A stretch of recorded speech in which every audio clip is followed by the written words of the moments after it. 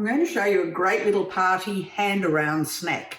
And the other thing that's great is that this can really be done by a 5 or 6 year old child. And it requires these beautiful Perino cherry tomatoes, whichever colour, and the very smallest fresh mozzarella, which are usually sold as milk cherries, sometimes BOCCONCINI, and of course fresh basil leaves, a perfect combination, tomato and basil and mozzarella.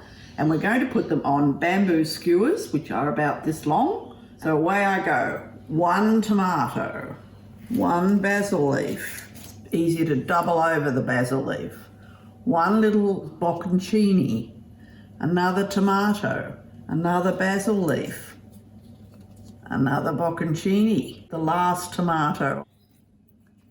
That's as simple as that. And when they're all assembled, I put a little bit of olive oil over the tomato skewer and a tiny bit of pepper and even a tiny little bit of sea salt. So that is a beautiful little hand-around snack at a party.